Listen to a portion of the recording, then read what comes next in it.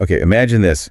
You're at a cafe, just eavesdropping on the conversation at the next table. Yeah. And they're like, my car broke down. Oh, no. I'm totally running out of time. I just want to give up and go home. Classic. And you're thinking, wait, what's with all these verbs and prepositions? It's like a secret code. Right. It's phrasal verbs galore. Exactly. So that's what we're diving into today, phrasal verbs. Those tricky little combos that can make or break your fluency. We're going deep with this awesome guide to the top 10 most frequently used phrasal verbs. Which I'm excited to unpack with you.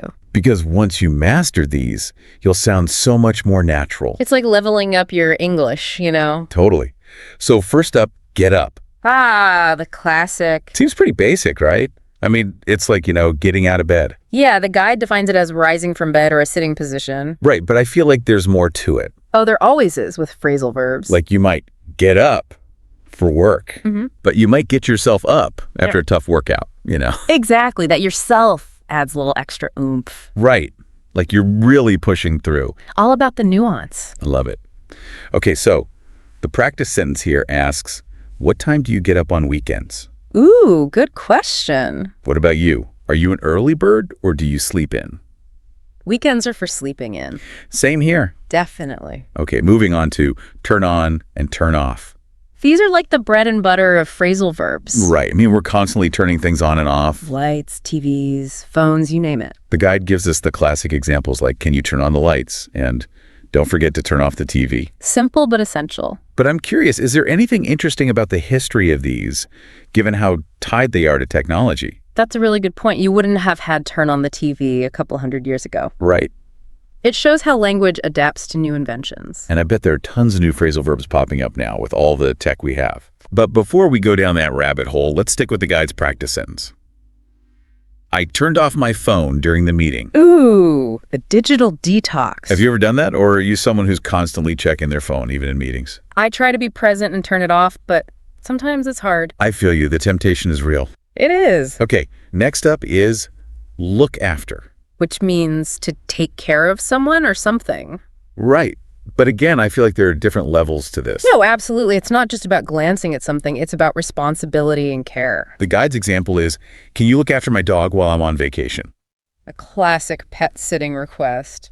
But it's not just about watching the dog. It's about making sure they're fed, walked, loved. Exactly. It's a deeper level of care. The practice sentence for this one is, it's not easy to look after 3 kids at once. Ooh, that's a whole other level. Can you imagine? Definitely a juggling act. Speaking of juggling acts, have you ever felt like you were running out of time, energy, patience, maybe even coffee? Oh, all the time. That brings us to our next phrasal verb, run out of. Which can be used in so many situations. Right. The guide defines it as using up all of something. And it often has that sense of urgency or need, like, we're running out of milk. Or I'm running out of time to finish this project. Exactly. It captures that feeling of depletion. And it doesn't always have to be physical things. You can run out of ideas, motivation. Even patience, like we were just talking about. The guide's example is, we've run out of milk. Can you buy some more? A classic grocery list problem. Happens all the time in my house. I bet. Okay, so the practice sentence asks, I ran out of ideas during the brainstorming session. Oof, I've been there. Have you ever hit that wall creatively? Oh, yeah, especially in high-pressure situations. It's like your brain just shuts down. Totally. Okay, ready for a quick wardrobe change? Always. Because next up, we have put on and take off, which are all about clothing. And accessories. Don't forget the accessories. Right. The guide keeps it simple. Put on is to wear something. Take off is to remove it. Like, we put on our shoes in the morning. And take off our jackets when we come inside. But sometimes we even put on a brave face. Or take off our metaphorical hats to someone. It's amazing how they can be used both literally and figuratively. The guide's examples are, it's cold outside, put on your jacket. Good advice. And she took off her shoes before entering the house. Always a good idea. Do you always take off your shoes when you go inside? I try to. Yeah, it just feels more comfortable. Me too. Yeah. Okay, the practice sentence for this one is, I always put on sunscreen before going to the beach. Sun protection is key. What about you? What's your essential put on before hitting the beach? A good hat is a must for me. Smart. Yeah. Okay, moving on to a phrasal verb that can be a bit tricky. Give up. Yeah, this one has both positive and negative connotations. Right. I mean, you can give up on something because it's too hard. Or you can give up something that's no longer serving you, The guide defines it as to stop trying or quit something. which can be a good thing or a bad thing, depending on the situation. Their example is very motivational, though. Never give up on your dreams. It's a good reminder to persevere. But sometimes knowing when to give up is just as important. Absolutely. Like if you're constantly banging your head against a wall. Right. Maybe try a different door. Exactly. Sometimes giving up opens up new possibilities. I love that perspective. Okay, the practice sentence for give up is a bit more personal.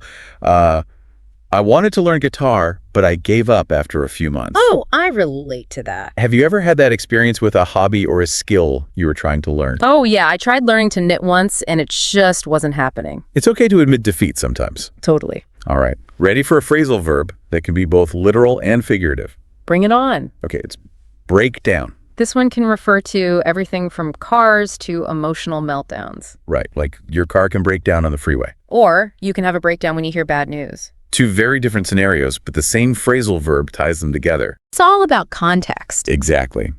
Okay, the guide's practice sentence asks, what do you usually do when your computer breaks down? Ooh, the dreaded blue screen of death. Do you have a go-to solution or do you panic? I try to troubleshoot it myself, but I'm not afraid to call for help. Same here. Sometimes you just need a tech guru to save the day. For sure. Speaking of saving the day, have you ever had to pick someone up from the airport last minute? Oh, yeah. It happens all the time. It's like the classic friend move, right? Definitely. Which brings us to our next phrasal verb, pick up. Which, as we've just hinted at, can mean to collect someone or something. But it also has a few other meanings. Like to lift something off the ground. Or to learn something quickly. It's a multi-talented phrasal verb. But guides examples are, pick up that book off the floor. For the literal meaning. And I'll pick you up from the airport. For the collecting meaning. It's all about context. Okay, to get your brain working on all those different meanings, the practice sentence is, she picked up the book and started reading. Ooh, getting lost in a good book. What was the last thing you picked up? I picked up a new cookbook the other day. Nice. What kind of cuisine? It's all about Mediterranean dishes. Ooh, sounds delicious. It is. Maybe you can pick me up from the airport sometime when we can have a Mediterranean feast. Yeah. Speaking of picking things up, how do you usually find out about new restaurants or events in your city? Ooh, that's a good question. I usually rely on word of mouth and social media. Which perfectly segues into our next phrasal verb, find out. Which is all about uncovering information and satisfying our curiosity. It's like being a detective in the world of language. Exactly. We're constantly trying to find things out, whether it's big news or just what our friends are up to. The guide's example is, I need to find out what time the train leaves. Very practical. But it can also be about deeper discoveries, you know? Absolutely. Okay, the guy's practice sentence is, how did you find out about the concert? That makes me think about all the different ways we consume information these days. So what are your go-to sources for finding out about cool stuff happening? I think it's a mix of everything: social media, word of mouth, good old-fashioned internet searching. I usually get most of my intel from friends and family. They're like your personal news curators. Exactly. Speaking of news curators, have you ever noticed how some headlines use really dramatic phrasal verbs? Oh, totally. Like, politician calls out opponent, or celebrity couple breaks up. It's all about grabbing your attention. Did a phrasal verb battle royale out there. Okay, we're down to our final phrasal verb for this deep dive. Let's hear it. It's one that can be both practical and romantic. Take out. Ah, yes. This one has multiple personalities. Like you can take out the trash, which is pretty straightforward. But you can also take someone out on a date. The guide's examples highlight this perfectly. Can you take out the trash? For the chore-related meaning. And he took her out for dinner last night for the dating scenario. Two very different vibes. The practice sentence for this one is, I took out my wallet to pay for the coffee. A very relatable everyday action. So when is the last time you took something out? I think I took out my frustration on a jigsaw puzzle earlier. Ooh, that's a good way to release some stress. It is. And it speaks to the figurative meaning of takeout, right? Exactly. It can mean to remove something physically, but also to express or release something emotionally. It's like a phrasal verb with a double life. Which is what makes them so fascinating. Totally. We've just scratched the surface with these 10 common phrasal verbs. But I bet you're starting to see how they pop up everywhere. They're like the secret ingredient to sounding more natural in English. And the more you pay attention to them, the more you'll start to notice their nuances. So what are your thoughts so far? Any phrasal verbs that have particularly stood out to you? I'm ready to dive deeper. I'm with you. Let's take a quick break, and then we'll come back for more phrasal verb fun. Sounds good. I'm ready for more phrasal verb fun. Me too. It's like we're uncovering this hidden layer of the English language. Right. And before the break, we were talking about how they can reflect cultural nuances. Yeah, like take someone out for a date. That's very American. Exactly. In other cultures, inviting someone out might be phrased totally differently. It's fascinating how these little phrases give us a glimpse into different cultures. And even within English, phrasal verbs evolve over time, like with technology. Oh, totally. Swipe right. That's a modern classic. Exactly. Language is always adapting. Okay, so we've explored this first batch of common phrasal verbs, but why are they so prevalent in English?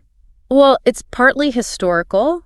English loves combining verbs and prepositions. It's like a linguistic Lego set. I like that. And it allows for subtle shades of meaning. Right, like look at versus look after. There's a difference. Look after implies more responsibility. Exactly. And while they can be tricky for learners, they make things easier for native speakers. They're like shortcuts, but you have to know the code. So it's a trade-off. Learners have to work harder, but then they unlock this fluency. Precisely. Did you notice how some phrasal verbs cluster around certain themes? Ooh, yeah, like a lot of these relate to daily routines. Getting up, turning things on and off, running out of stuff. It's like they reflect our everyday experiences. And it makes learning them more engaging, right? You can connect them to your life. Absolutely. It's not just memorizing lists, it's understanding how we use language in the real world. Speaking of real-world experiences, have you ever had a phrasal verb mishap? Ooh, let me think. Okay, this one time I was traveling in Europe, trying to order a takeaway coffee, to go. Yeah. But instead of saying, take this coffee to go, I said, can I take this coffee off? Oh, no. The barista looked at me so confused. I can imagine. I was so flustered, I ended up just pointing and making gestures. It happens to the best of us. But it taught me a valuable lesson. You have to understand the nuances of these phrasal verbs. Context is everything. Exactly. All right, I'm ready to dive into those new phrasal verbs you mentioned. Let's do it. All right, so those new phrasal verbs, you mentioned some before the break. Yeah, they're like these little linguistic time capsules. Capturing the zeitgeist. Exactly. Binge watch. That's pure streaming culture. And swipe right. Online dating in a nutshell. It's even gone beyond dating, like swipe right to approve an idea. I've heard that. It's amazing how language spreads. But then there are the ones that reflect the maybe the downsides of modern life. Like ghosting, the worst. Yeah, it's like the digital version of disappearing. And burnout, doom scrolling, those are heavy. And capture that feeling of overwhelm, Totally, like we're searching for the words to describe this modern anxiety. Right.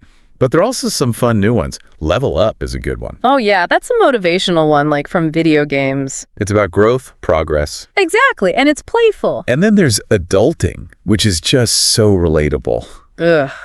Adulting. The millennial struggle. It's like all those things we're supposed to know how to do. Taxes, bills, appointment. But we're all just figuring it out as we go. Faking it till we make it. And laughing about it on social media. Exactly. Shared experiences, even if we're all adulting differently. So what do all these new phrasal verbs tell us about the future of English? I think they show how adaptable language is, always changing. It's not static. It reflects how we live, how we communicate. And phrasal verbs are a perfect example. They encapsulate trends, technology, even emotions. It's like each one is a little snapshot of a moment in time. What new ones will we have in 5 years, 10 years? It's exciting to think about. So for anyone listening, be curious about language. Pay attention to how it's used. Don't be afraid to ask questions, to experiment. You might even invent the next great phrasal verb. That's the challenge I'm leaving everyone with. Embrace the playfulness of language. Phrasal verbs are just one small part of it, but they show how dynamic and fascinating English can be. Exactly, and I think that's a great place to wrap up our deep dive. Thanks for joining us on this linguistic adventure. Until next time, happy exploring the world of words. Happy exploring. All right, everyone, get ready, because today we are going deep, deep into something fascinating, and that is how to sound like a native English speaker. And not just any English, but that casual, everyday English. The kind of stuff that those textbooks just don't teach you. We're using this really cool script from an advanced English learning podcast, so it's not beginner stuff. And get this, there are 29 phrases packed into this thing. 29 phrases that are going to level up your English, especially if you're wanting to sound more like a native speaker. You know what's really cool about these phrases is that they often go way beyond what they actually mean on the surface. Oh, like what? Give me an example. Okay, so for example, they often reveal subtle cultural norms, stuff you won't find in a textbook, or even communication styles. You start to get a deeper understanding of how we native speakers, how we actually interact with each other. I love that. It's like we're unlocking a secret code to understand, like, the culture behind the language. Yeah, exactly. Okay, so let's just jump right in, why don't we? The first phrase that it got my eye, and I was kind of like, is this one? Can't complain. Now tell me, isn't that kind of a negative thing to say? Like, are we all supposed to just pretend like everything's perfect all the time? Okay, so it might seem that way, like just reading it, on the surface, but in reality, it's a super common response in casual American small talk. Oh. It's not about denying any struggles, but rather it's kind of a subtle way of just indicating that things are, okay, generally. It's not like necessarily amazing, but it's not, bad enough to start complaining about. Oh, so it's kind of like a social lubricant, like keeping the conversation, keeping it light and positive, without getting too deep into it. Exactly, like a little conversational oil, if you will. Yeah, I guess it's kind of like saying life's happening, but I'm hanging in there. That's a great way to put it, yeah. Okay, so speaking of navigating those ups and downs of life, how about fair enough? Now that seems pretty straightforward, right? You're just agreeing with someone. Yeah, it does convey agreement, like a basic level of agreement. But there's something else going on here. There's a really fascinating power dynamic at play that I think a lot of people miss. It acknowledges the other person's point, but you don't necessarily have to concede your own. It's kind of like you're saying, I hear ya, and I respect your perspective, but I may not completely agree. Ooh, okay. So it's a way of acknowledging someone's opinion without maybe getting pulled into a debate that you just don't want to have. Exactly. I can see that being super useful in those tricky situations, where you want to be respectful, but you also want to stand your ground. You got it. Okay, now the next phrase. I'm not going to lie, it kind of threw me for a loop. Okay, here it is. I'm not really into that. Now it just seems like a pretty basic way to, express your dislike for something, but is there something more to it? You're right. It does convey dislike, but it does it in a much more polite and indirect way than just saying straight up, I don't like that. It's kind of like softening the blow, so to speak, And it really helps you avoid sounding harsh or judgmental, which, nobody wants to do. So it's about finding that balance between, honesty and politeness. I guess sometimes you just don't want to crush someone's, enthusiasm, even if you're not exactly a fan of, whatever they're talking about. Yeah, like their favorite band, maybe. Exactly, or their favorite band. Yeah. This next one I hear all the time, especially when I'm trying to, make a point and the other person's like, you got me, Yeah. But they don't want to admit it, so they kind of change the subject. This is it. That's beside the point. Yeah. It can definitely be used in those situations you're talking about, but it also has a broader purpose in conversations. It's a way of kind of politely telling the other person, hey, that information you're giving me, it's irrelevant to the main topic. Right. So you can use it to bring the focus back to the core issue. So you don't go down these conversational rabbit holes. So it's like saying, hey, interesting anecdote, but let's stick to the facts here. Exactly. Okay. This next one, I feel like this is so American. It's the no big deal. I feel like it's all about just downplaying situations and maintaining that casual, relaxed vibe, Yeah, you're right on the money. It's minimizing the significance of something. It's often used, when someone's apologizing for a minor mishap or something. It just reassures them that you're not bothered. Right. And it just helps to maintain a harmonious atmosphere. So if someone bumps into you accidentally or, spills a little bit of their drink on you or something, you just say, no big deal. And it's like a verbal chill pill, letting them know, hey, it's all good. Totally. I can see how that kind of contributes to a more laid back and forgiving social environment. You know what I mean? Absolutely. Yeah. It's about fostering understanding and flexibility in social interactions, which is so key. Okay. I have to admit, this next phrase I read, I was a bit confused. I was like, what does this even mean? Here it is. I wouldn't say no to that. I mean, why not just say yes? Right. It just seems like a very roundabout way of accepting something. Yeah, it might seem indirect, but it's actually a very polite and understated way of expressing interest. It conveys enthusiasm while maintaining a touch of modesty. Okay. So you're basically saying, I'm interested, but I don't want to seem too eager. Interesting. So there's a cultural element at play here. This subtle dance between expressing interest without appearing overly enthusiastic, I guess. Is there a particular context where this phrase is most commonly used? Yeah, you'll often hear it when someone is being offered something like it could be a piece of cake, an invitation to an event, or even a job opportunity, anything like that. Right. And it's just a way of accepting gracefully while maintaining a sense of decorum. That makes a lot of sense. I can definitely see the cultural nuance there. Okay, let's move on to, it slipped my mind. I think we've all been there, right? Forgetting something important. Oh, yeah. Even though you were trying to remember it. Happens to the best of us. Yeah, it's that moment when your memory fails you. This phrase is a gentler way of admitting you've forgotten something than, just blurting out, oops, I forgot. Right, it's not as harsh. Yeah, it softens the blow and it just makes you sound more relatable. Yeah, it's like acknowledging that, we're all human. Our brains have these occasional glitches. For sure. So instead of beating yourself up over a forgotten task or like an appointment or something, we can use this phrase to acknowledge the oversight while, maintaining a sense of humor about it. Exactly. It's about, being kind to ourselves. Right. Recognizing that these things happen. All right, let's tackle a phrase that's essential for navigating those passionate disagreements. This one, let's agree to disagree. I feel like this one is a lifesaver when you're stuck in a conversation where you and the other person just can't seem to see eye to eye. Yeah, it's a really valuable tool for preserving relationships. You can respect differing viewpoints. You're basically saying, hey, we've reached an impasse here, but it's okay to have different perspectives. You don't have to let it escalate into a conflict. It's like waving a white flag and saying, we're not going to solve this right now, but let's not let it ruin our day. Yeah. It's a great way to maintain harmony, especially in social situations where you don't want to start World War III over something trivial. Right, exactly. It's about picking your battles. Right. Recognizing that sometimes it's better to agree to disagree than to force a resolution that might damage the relationship. Yeah, some things just aren't worth it. Exactly. Okay. This next one seems like it's straight out of like a 90s teen movie. Here it is. I'm down for that. Does anyone actually still say that? It might have peaked in popularity back in the 90s, but it's still around. You'll hear it, especially among younger generations. Oh, yeah. And it's just a really casual and enthusiastic way to express interest or agreement, particularly when it comes to social activities. So it's like a cooler, more laid-back way of saying, I'm in, or count me in. It captures that sense of spontaneity and excitement, right? It conveys a sense of, you're up for anything, ready for an adventure. Okay, let's talk about those moments when we want to, kind of keep our options open. I'm talking about let's play it by ear.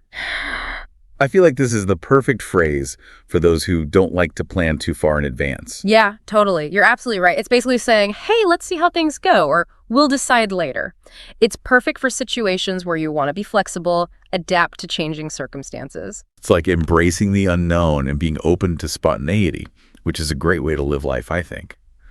So if someone asks about your weekend plans and you're not quite sure yet, let's play by ear is a great way to keep things casual. Yeah. Avoid making promises you might not be able to keep. Exactly. This next one always makes me smile. I'll take a rain check. It sounds so quaint. It's kind of old-fashioned, yeah. Yeah, like something out of a vintage movie or something. Is there a story behind this phrase? Yeah, actually there is. It goes all the way back to the 1800s. Wow. So baseball games would often get postponed because of rain, Right. And they would give these tickets, they call them rain checks, to spectators so they could attend a future game. Wow, I had no idea. So it evolved from an actual ticket to a way of saying, I can't make it now, but I would love to reschedule. That's fascinating how language evolves over time, taking on new meanings, but it's still holding on to a bit of its history. Yeah, I love that about language. Okay, all right. I have a confession to make. I use this next phrase a lot, especially when I'm trying to gently let someone down easy. I wouldn't count on it. You know, it's a way of expressing doubt without being too harsh. Yeah, you got it. It's a subtle way to manage expectations. Right. Prepare someone for the possibility that something might not go their way. So if a friend is overly optimistic about winning the lottery, for example, You could use this phrase to, temper their expectations without crushing their dreams.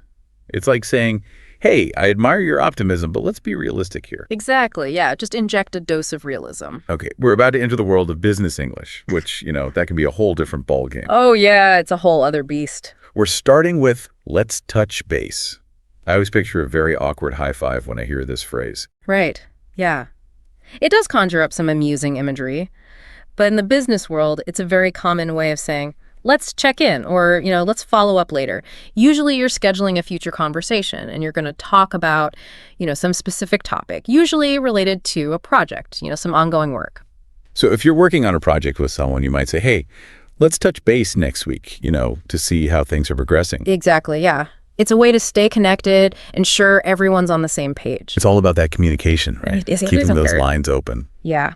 Key phrase for effective communication, for collaboration in those professional settings. It keeps projects moving forward, prevents those misunderstandings. Okay, this next one is for all the busy bees out there. This is, I'll keep you posted. It's like the promise that you make when you know you're going to be swamped with work, but you still want to assure someone. Like, hey, I haven't forgotten about you. Yeah, it's about managing expectations. It's often used when someone is waiting for news, maybe about a decision or an outcome or something. It's just a nice way of keeping them in the loop. So if someone's eagerly awaiting an update on a project proposal, you could use this phrase to let them know, hey, I'm thinking about you. I haven't forgotten about you. I'll share information as soon as I have it. Exactly. It's all about maintaining that open line of communication. Yes, transparency and building trust, which is crucial in any professional relationship. Okay, speaking of being overwhelmed, let's talk about I'm swamped. Pretty clear signal that you've got a lot on your plate, right? Oh, yeah. It's a very direct way of saying, hey, I am super busy. I have very limited capacity to take on anything else right now. So if someone asks you to take on another project, when you're already juggling multiple deadlines, I'm swamped. Yeah. Is a way to, to set a boundary and protect your time without sounding, rude or dismissive. Absolutely. It's about being honest about your workload and setting those realistic expectations. Yes, it's about prioritizing managing your time effectively, which is, essential for maintaining productivity and avoiding burnout. Right. Nobody wants to burn out. Nobody. This next phrase sounds a bit intimidating. That's not going to fly. I can almost hear it being delivered with like a stern look and a wagging finger, It can have that tone, you're not wrong, but it just indicates that something is unacceptable. It's not going to be When approved. someone proposes an idea that's completely out of line with, company policy or, ethical standards or something, you could use this phrase to just shut it down quickly and firmly. Yeah, it's like, nice try, but that's a hard no. Exactly. Yeah, it establishes clear boundaries and it just prevents wasting time on ideas that are just not feasible or appropriate. We've covered a lot of ground already, but I feel like there's still so much more to explore. There is, yeah. These everyday phrases is like they're little windows into like the heart of English communication, Yeah. They reveal so much about the culture and those subtle nuances of social interaction. It's fascinating. It really is. Language is a constantly evolving tapestry, and by delving into these everyday expressions, I think we can gain a deeper understanding of how people connect and communicate in the real world.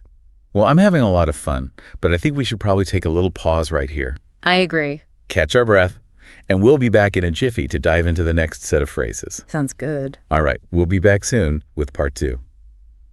Welcome back to our deep dive into these intricate everyday English phrases. It's amazing how much we can learn about a culture by examining the way people speak. Wouldn't you say? I totally agree. It's fascinating. I feel like we've uncovered so many little hidden gems, these little phrases that, native speakers just use without even thinking about it. But they can be a little tricky if you're learning English, It's like we're cracking some kind of secret code, to unlock those secrets to fluent communication. I love it. Yeah, exactly. We're really getting into those subtle nuances and the cultural context that give these phrases their true meaning. Right. And speaking of subtle nuances, let's jump back in with a phrase that I thought was really interesting. It's a long shot, but what do you think about that one? It's a pretty curious mix of optimism and realism, isn't it? It is. It's like acknowledging that, yeah, the odds might be stacked against you, but you're still holding on to a little bit of hope. Right. I wonder, do you think this reflects like maybe something about like the American mindset, that whole can-do spirit, even when faced with, big challenges? Yeah, that's an interesting thought. It could definitely be seen as a reflection of that, that perseverance and determination that are often associated with American culture. It's about not giving up, even when the chances of success seem really, really slim. Right, right. So if you're like applying for a dream job, for example, Yeah.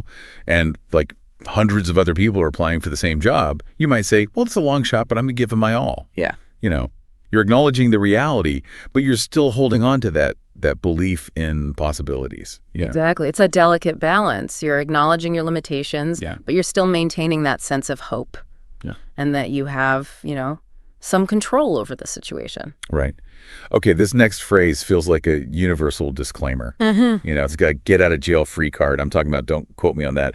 It's like a shield to protect yourself from being held accountable for information that might not be, 100% accurate. Yeah. It's like, yeah. I feel like I hear this a lot when people are sharing, gossip or rumors or stuff like that. Yeah, you're right. It's often used in situations where the information is a bit, shaky, maybe unreliable. Right. And it's basically saying, hey, I'm passing this along, but don't take it as gospel. You can share information without fully endorsing its validity. So it's kind of a way of navigating those, those gray areas where you're not really sure about the facts, but you still want to, be part of the conversation. I guess it's also a way to protect yourself from, getting in trouble if the information turns out to be wrong. Oh, yeah, for sure. It can definitely save you some awkwardness down the line. Okay, giving advice. Giving advice can be tricky. It's like a real art form. Yeah. It's all about finding that sweet spot between, being helpful, but also not coming across as like bossy or, like a know-it-all. Right. And I think this next phrase strikes that balance beautifully. It's, you might want to. It's gentle, suggestive, not confrontational. I love it. Yeah, it's like a masterclass in indirect communication.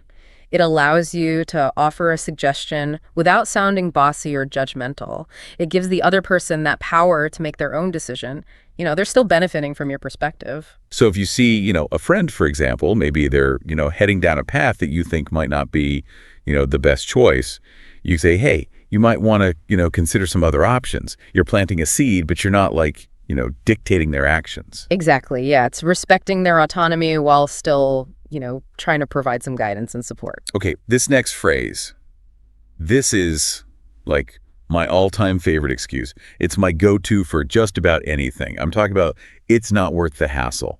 Whether it's, returning a faulty item or like tackling some complicated chore, this is my justification for just taking the easy route every time. I'm sure we've all used it to, rationalize a decision or two. No, for sure. But on a deeper level, I think it reflects a very practical approach to problem solving. You're weighing the effort against the potential reward and you're deciding, is it really worth my time and energy? So it's not always about laziness, right? Right. Yeah, exactly. It's about being strategic. Yeah, and choosing your battles wisely. Sometimes it's just easier to let things go than to get all bogged down in unnecessary stress. Right. Ain't nobody got time for that. Okay, life is full of uncertainties. And sometimes the best way to deal with them is to just, wait and see how things unfold. And this next phrase captures that beautifully. Here it is. Let's cross that bridge when we come to it. I love that. Yeah, that's a great one. It's so visual. It is. It's a brilliant strategy for managing anxiety, avoiding all that unnecessary worry. You're basically saying that, there might be some potential problems down the road, but let's not dwell on them now before they even happen. It's about staying present. Right? Yeah. And focusing on what you can control in the moment, which I think is great advice. So if you're planning, like a huge event or something and someone starts, freaking out about all these possible things that could go wrong, you could say, hey, let's cross that bridge when we come to it. Yeah. It's a way of saying, let's just enjoy the planning process and not get bogged down in all these hypothetical worries. Exactly. You said it perfectly. Okay. And this next one's a classic. It's how to deflect responsibility when you are truly powerless. There's nothing you can do. That's out of my hands. That's like the ultimate escape route, It is, and sometimes it's totally necessary. Sometimes there really are situations where you have absolutely no control over the outcome, you know? But it can also be a way of just being honest about your limitations and kind of pointing people in the right direction. Right, to the person who can actually help them. Exactly. So if someone's asking you for a favor that, you just can't do, or like asking you for information you don't have, you can use this phrase to, politely decline. Yeah. You're not making excuses. You're not obligated to do something that you just can't do. It's about setting those healthy boundaries, being upfront about your capabilities. 100%. Managing expectations and just being honest, that's what it's all about. All right, this next phrase has a very, very Zen vibe to it. It is what it is. It's the ultimate expression of acceptance, right? Yeah. You're surrendering to the reality of a situation, even if it's not, your ideal situation. Right, you're letting go of that resistance. Right. It's a really powerful statement, I think. It reflects a real understanding that, life is impermanent, things change, and some things are beyond our control, and, fighting against them just creates more suffering, so let it go. So if you're faced with, maybe a big setback or like a disappointment, you can use this phrase to just acknowledge the reality of what's happening without getting all, caught up in, negativity or resentment. It's about letting go, moving forward. Yeah, finding peace and acceptance, even in the midst of life's ups and downs, It's hard sometimes, but yeah, it's a good goal. Okay, this next phrase sounds like something you'd hear like after a playful mishap on like a basketball court, no harm, no foul. Yeah, exactly. It's like, just letting go of those little transgressions, keeping that atmosphere light, Yeah, you just want to quickly diffuse the situation. Maybe someone's made a mistake or unintentionally offended someone. Right. And you're just letting them know, hey, I'm not holding a grudge. Right, water under the bridge. Exactly. So if you bump into someone accidentally or make, maybe a clumsy social blunder or something, you can say, no harm, no foul. You're just putting everyone at ease, and it prevents that unnecessary awkwardness. Absolutely. It's like that verbal reset button, It's like, hey, it's okay to make mistakes. We're all human here. Right, we all mess up sometimes. Okay, we've made it to the final section. We're talking about ending conversations gracefully. These next few phrases, they're all about saying goodbye without, sounding abrupt or rude. Let's start with a classic. I use this one all the time. It's gotta run. You just want to make a quick exit. It's a great one. It's versatile. Yeah. It conveys that sense of urgency, Yeah. But it keeps a friendly tone, and it lets the other person know, hey, I've got to go, but I really enjoyed talking to you. Yeah, so if you're in the middle of a conversation and suddenly realize, oh, shoot, I'm running late, you could say, gotta run. It was so great chatting with you. It's brief, it's polite, it gets the job done. It does, yeah. It lets you make that graceful exit without, seeming dismissive or disinterested. Right. And if you want to keep the connection going, keep that door open, you could just add a little, keep in touch. It's just a reminder that, hey, this isn't the end. Just a pause. Yeah, it's like a little promise for future interaction. Exactly right. Like saying, hey, I enjoyed this, and I look forward to connecting with you again sometime soon. Okay, here's a more informal way. It's catch you later. Yeah. That's like, the cool kids' way of saying goodbye, Yeah. It implies that you'll see each other again soon. Yeah, it's great for, friends or people who see each other pretty regularly. It conveys that sense of familiarity and camaraderie, It's like, this isn't really goodbye. It's just, see you later. It's like saying, hey, we'll be hanging out again soon, so no need for a formal farewell. Exactly. Okay, how about this one? Take it easy. That sounds a little bit more relaxed. It's kind of like a reminder to, chill out and enjoy life a little bit. It can definitely have that meaning, but it can also just be like a general well-wishing, Right. It's kind of like have a good day or take care, but less formal. Yeah. It's a very versatile phrase, I think. It conveys that sense of like, goodwill and warmth. Yeah. You could say it to a friend who's like stressed out, a colleague who's heading home after a long day, even like, a stranger on the street. Exactly. It's like this subtle way to spread a little positivity and leave a good impression. Okay, and finally we have like the classic all-purpose goodbye that works in any situation. You can never go wrong with this one. It's have a good one. Simple, friendly, always appropriate. The gold standard of goodbyes. Right. It's a way of wishing someone well, but without, being too specific, right? Yeah. You can use it for friends, family, colleagues, even strangers. It's like a little verbal high five. Leaves everyone feeling good. Exactly. Ending the interaction on a positive note. Spreading some good vibes. I love it. Wow. I can't believe how much ground we've covered in this part. It's amazing how much we can learn about a culture by just looking at, how people use everyday language. It is. It's really a fascinating journey. And I think, by exploring these subtle nuances and the cultural context behind all these phrases, we can understand so much better how people connect and communicate in the real world. Well, we're not done yet, right?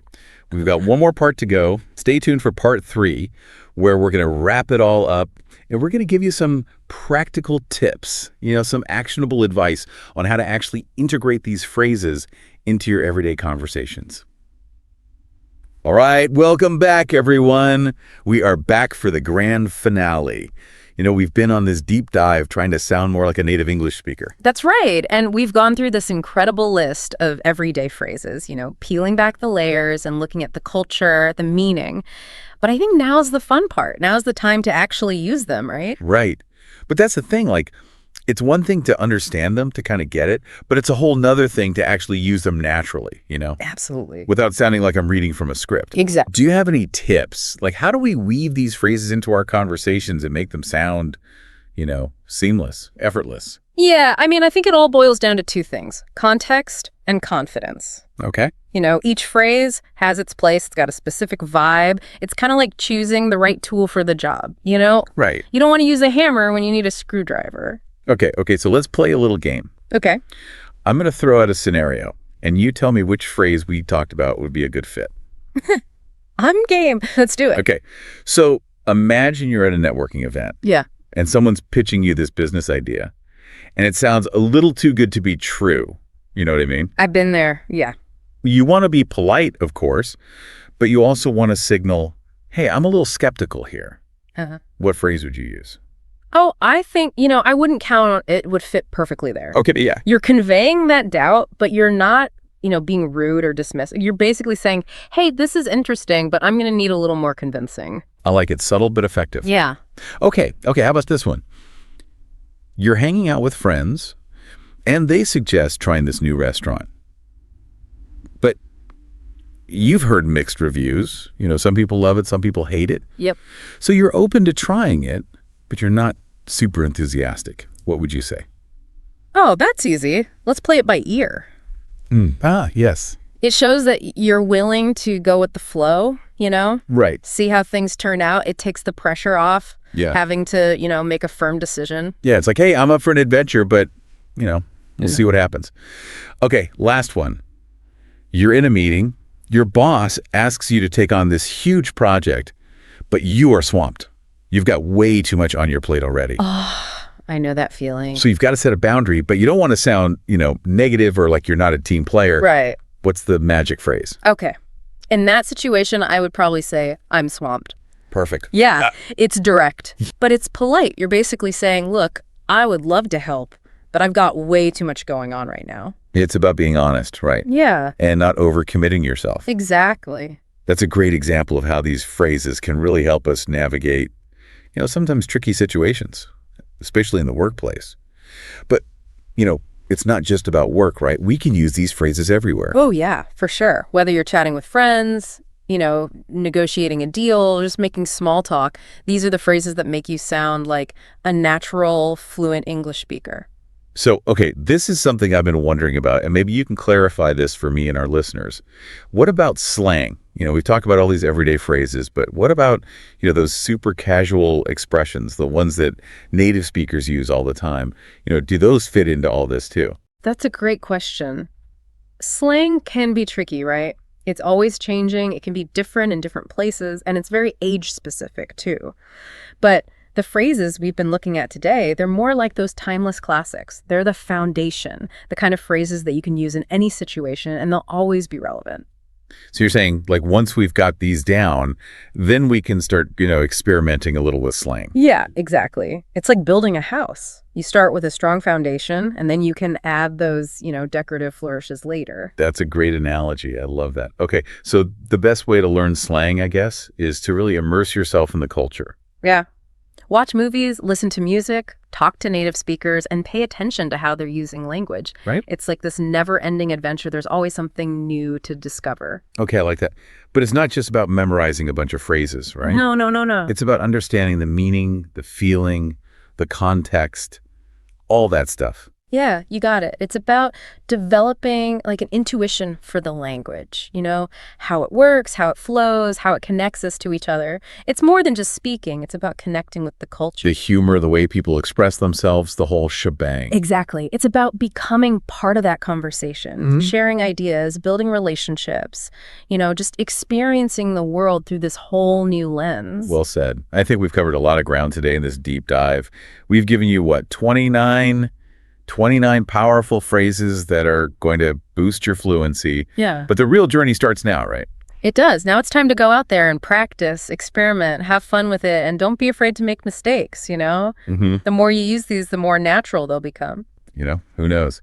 You might even invent a few phrases of your own. Absolutely. That's the beauty of language. It's this living, breathing thing. It's always changing. Okay, so to all of our listeners out there, it's time to conquer this world of English conversation. You got this. Embrace the challenge, enjoy the process, and remember, the most important thing is to connect, communicate, and share your unique voice with the world. And on that note, that's a wrap. All right, so we're diving into English conversation skills today.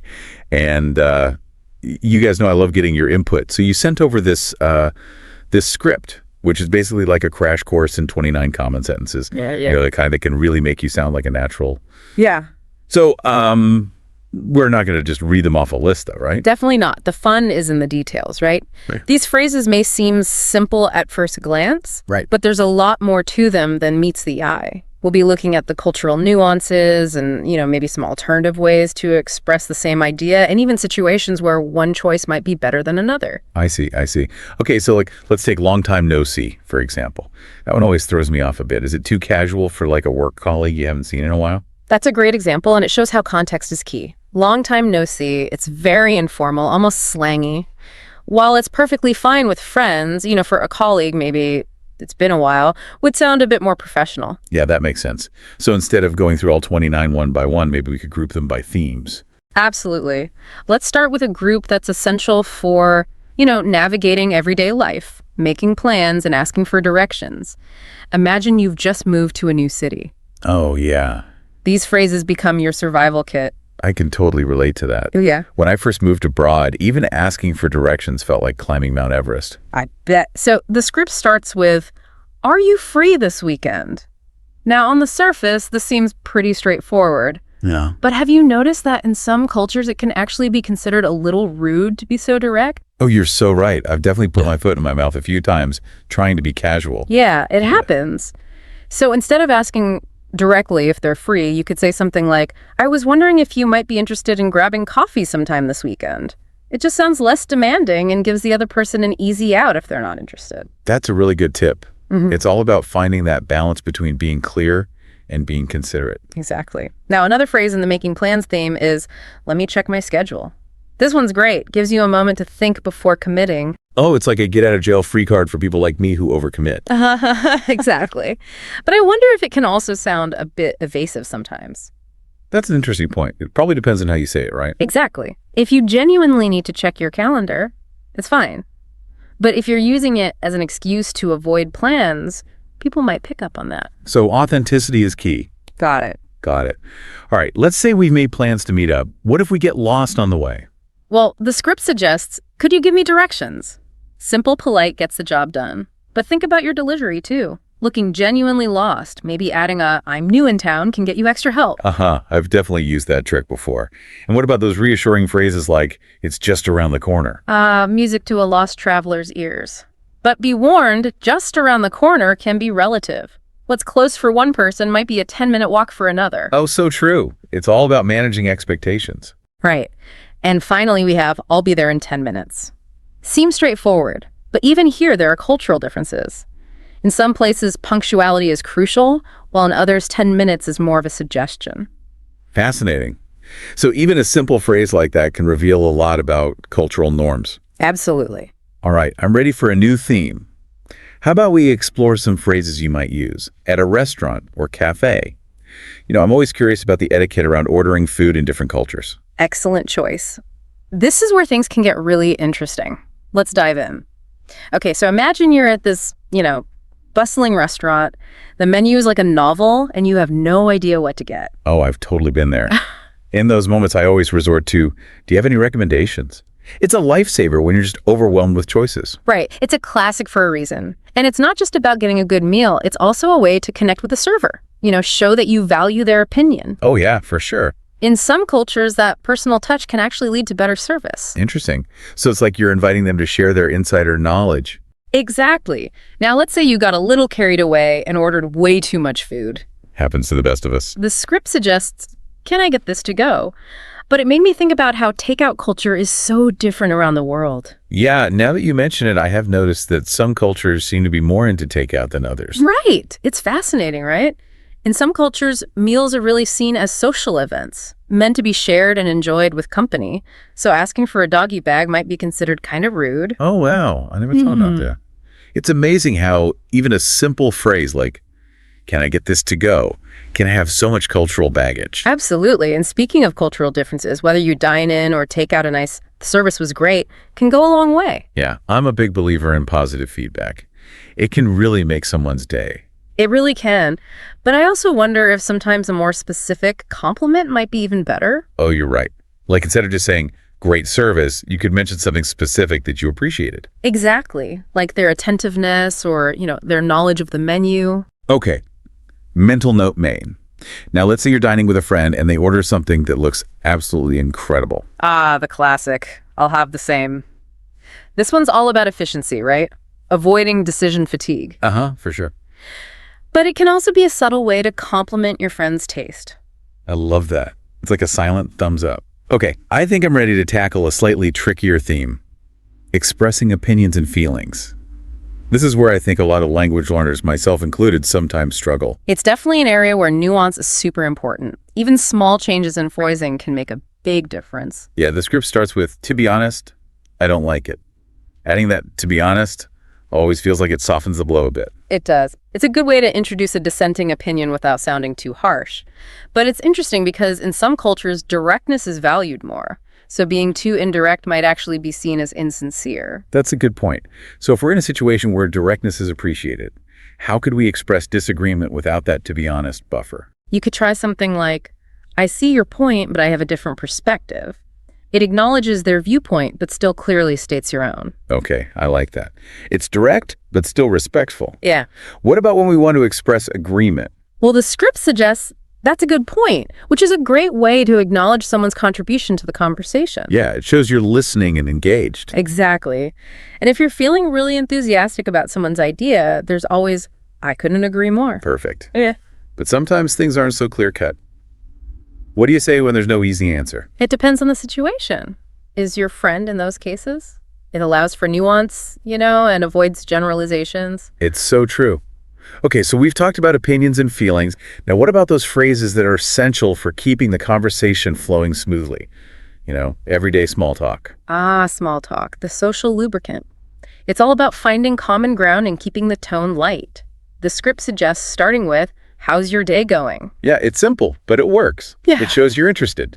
Right. But it's interesting because in some cultures, it's really more of a greeting than an actual question. So you wouldn't necessarily go into a whole spiel about your day. Not really. A simple good thanks is usually enough. But in other cultures, it is an invitation to share a bit more. It's like you have to read the room and adapt your response. Exactly. Now, what about those moments when you didn't quite catch what someone said? Those awkward silences? Oh, yeah. The script recommends, I didn't catch that. Could you repeat it? It's clear and polite. Definitely.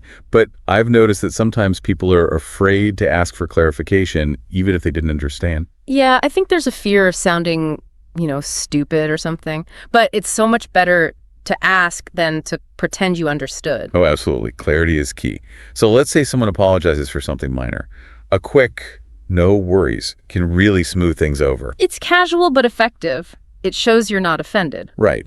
And no problem is another common one, especially in American English. That's true. Both work well in informal settings, but in more formal situations, you might want to use something like, that's quite all right. Good to know. Right. What about when you're feeling indecisive or you want to let the other person choose? It's up to you. Simple but effective. It shows you're flexible. Yeah, it's a lifesaver when you can't make up your mind. But I wonder if using it too often can make you seem a bit passive. That's a good observation. If you say it all the time, it might give the impression that you don't really care. So like with most things in life, it's all about finding the right balance. Exactly. Now, how about we shift gears and look at some phrases that are helpful for handling problems and giving advice? Okay, yeah, this is a big one. It can be tricky to find the right words, to offer support without overstepping boundaries. Right. It's a delicate balance. So we've really gone in depth with these 29 phrases, haven't we? Looking at them from all angles. But, zooming out for a second, what does it really mean to master these sentences for someone who wants to become a more confident English speaker? It's like we've been building this toolbox, right? Filling it with all these carefully chosen tools for different conversational situations. But the real skill is knowing which tool to use when and how to use it effectively. So it's not just about memorizing the phrases. It's about understanding, the nuances of when and how to use them appropriately. Exactly. Like learning a musical instrument. You start with scales and exercises, but the goal is to play beautiful music, to express yourself freely and creatively. I love that analogy. Yeah. So these 29 phrases are like our scales, building blocks for something much bigger. Exactly. And just like with music, practice makes perfect those bad. The more you use these phrases in real conversations, the more natural they will become. You'll start to internalize the rhythm of the language. It's about reaching that point where you're not translating in your head anymore. You're just thinking and speaking in English. Exactly. And as you get more comfortable with the basics, you can start to experiment. Add your own personality to your communication. That's where it gets really fun. It's like taking those basic dance steps and then creating your own choreography. Yeah. But I think there's a fear factor for a lot of language learners, right? The fear of making mistakes, of sounding awkward. Of course. It's totally normal to feel that way. But remember, everyone makes mistakes when they're learning something new. The key is to see those mistakes as opportunities to learn. So it's about shifting our mindset from fear of failure to, a love of learning. Absolutely. And surround yourself with the language. Watch movies, listen to music, read books, even try singing along to English songs. It's like training your ear to the sounds of the language. I've also found that shadowing can be really helpful. Repeating phrases and dialogues from native speakers. Oh, shadowing is a great technique. It helps with fluency pronunciation, even those subtle things like intonation. It's like learning from a master chef by watching and imitating. Exactly. And remember, language learning is a journey, not a destination. There will be ups and downs, frustrations and triumphs. The important thing is to enjoy the process, to stay curious, and never stop exploring. Well said. I think we've covered a lot of ground today, from dissecting individual phrases to talking about the bigger picture of language learning. Any final words of wisdom for our listeners? Embrace the challenge. Celebrate the small wins. And never be afraid to make mistakes. Most importantly, have fun. Couldn't agree more. Thanks for joining us for this deep dive into English conversation. Happy learning, everyone. All right, let's dive into this. We've got 3 podcast scripts you sent over, and they're all about helping you, level up your conversational English skills. But for this deep dive, I think it would be cool to focus on that beginner script, really unpack what makes those simple phrases so powerful. Yeah, I think that's a great place to start. What's interesting to me is how these phrases, even though they're basic, they could really be like a key. Right. Like unlocking confidence for new English speakers. I like this framework for navigating everyday situations. Okay, so let's jump right in. The script kicks off with greetings and politeness, the classics. Hello, how are you? Nice to meet you and all that. Are these really the keys to making a good first impression? I mean, they seem pretty straightforward. Oh, they absolutely are. You see these greetings, they're more than just words. They're like cultural cues that, hello, how are you? It's a friendly way to just acknowledge someone, but it's not always a literal question about their well-being, So it's more about setting a friendly tone than actually expecting like a detailed rundown of how someone's feeling. Exactly. The expected response is usually something short and sweet, like, I'm fine, thank you. And you? It's kind of like a social dance, showing you're engaged and you're reciprocating that polite gesture. Gotcha. Now, I noticed the script also includes, please help me. It seems so simple, but I can see how that would be so valuable, especially in a new environment. Absolutely. Imagine being lost or needing help, That phrase cuts through any language barrier. You're communicating urgency and the need for assistance in a way that's pretty much universally understood. Yeah, it's like having a lifeline, a safety net in your back pocket. And speaking of feeling a bit lost, there's another gem here. Excuse me, where's the bathroom? I can't tell you how many times I've wished I knew that phrase when traveling. It's funny, right? How such a basic need can sometimes become the biggest communication hurdle. But this phrase isn't just practical, it also shows respect for social norms. Yeah. You're politely acknowledging that you need help, which can go a long way, making a good impression. Makes sense. Okay, so we've covered greetings and those help me moments. Let's move on to a scenario that I think can be both exciting and nerve-wracking, shopping and eating out. Oh, yeah. So many interactions happen in those spaces. Right.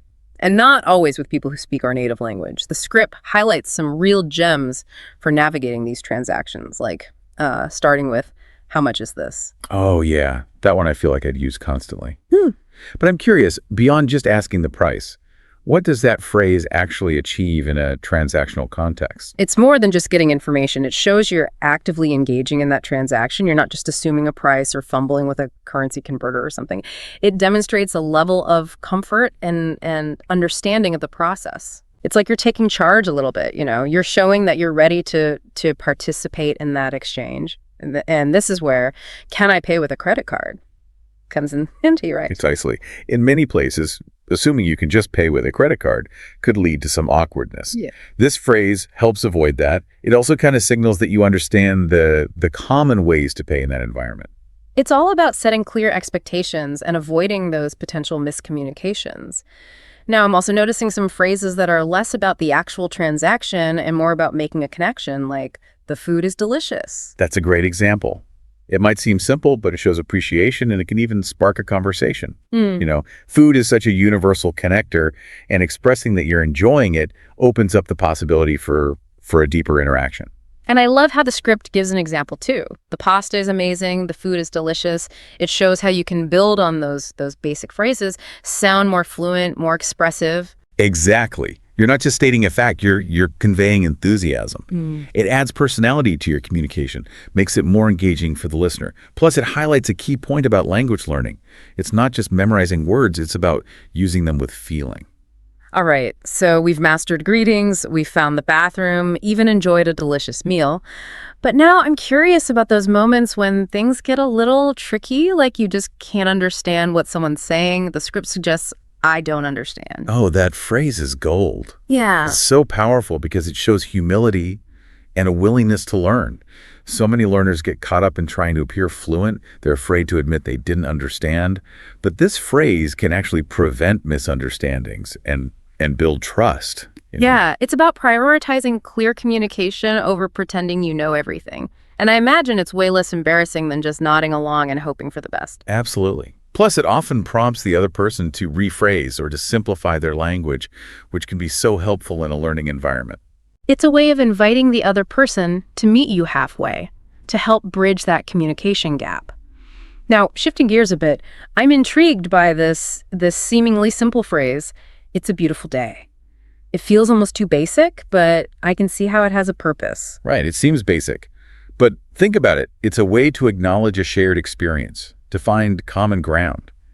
Whether you're waiting for the bus or striking up a conversation with a shopkeeper, commenting on the weather can open the door to connection. It's like a social lubricant, a way to break the ice and establish a little bit of camaraderie. And you'd be surprised how often people respond positively to that kind of simple, positive observation. It can brighten someone's day and make them more receptive to further interaction. So it's not just about commenting on the weather, it's about creating a positive vibe and signaling that you're open to connecting. Exactly. It's a subtle way of saying, hey, we're both here. Let's acknowledge this shared moment.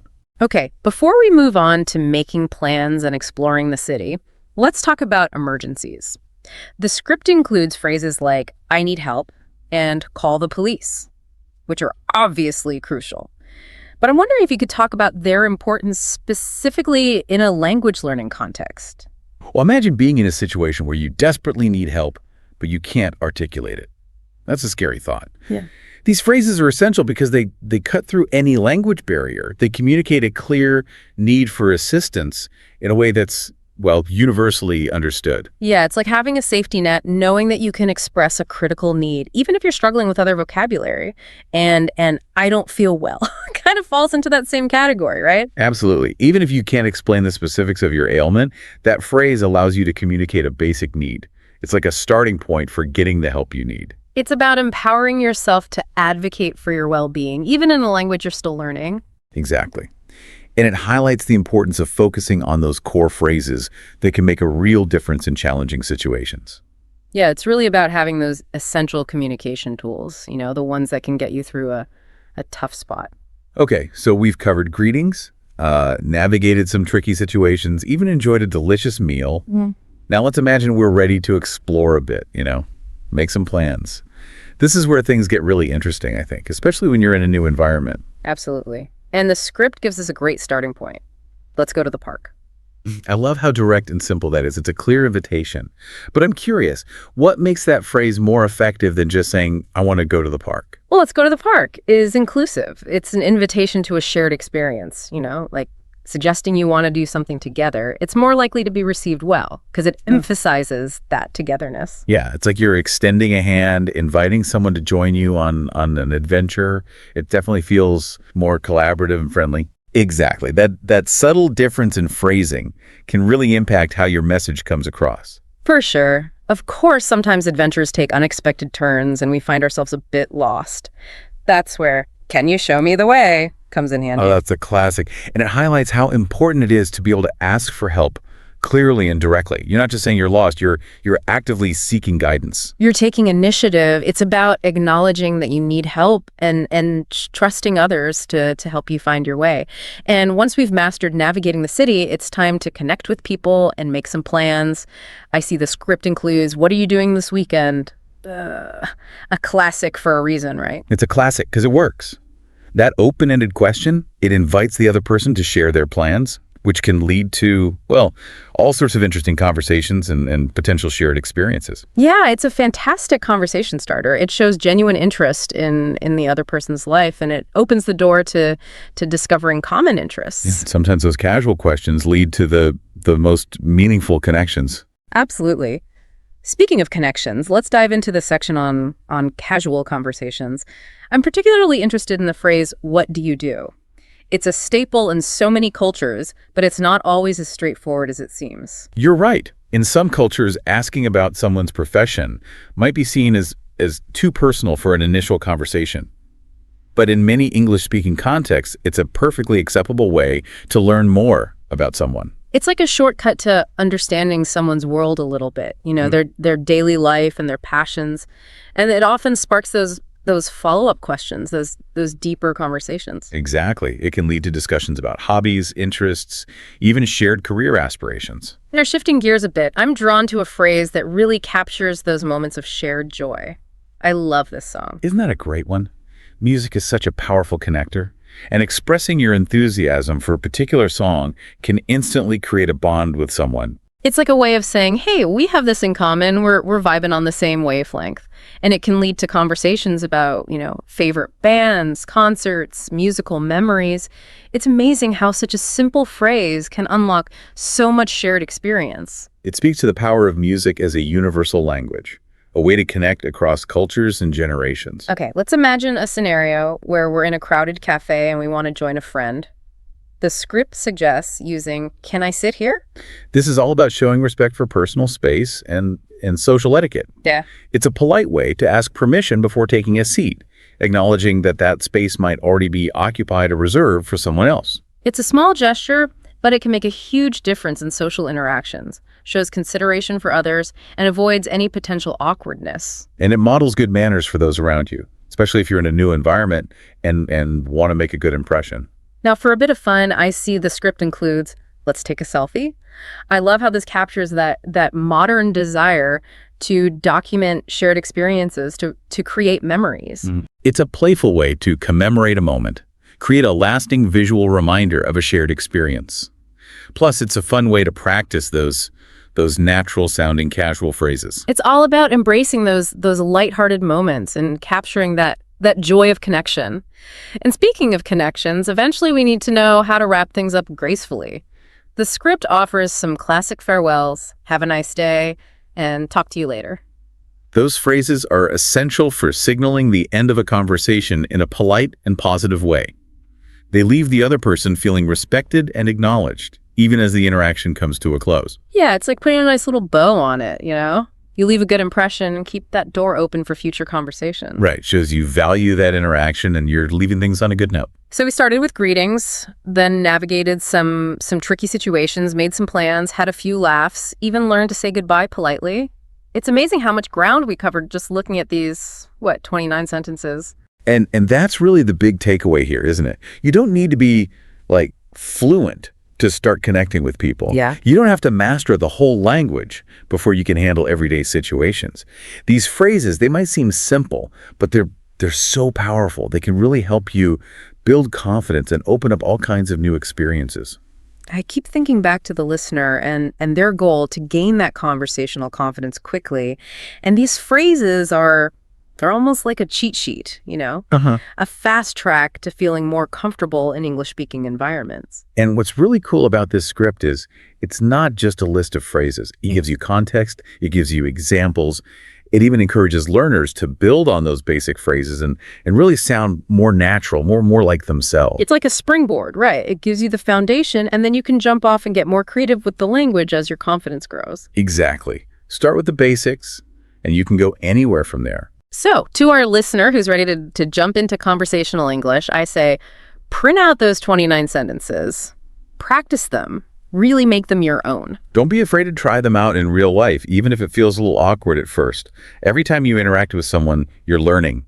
And the more you practice, the more comfortable you'll get.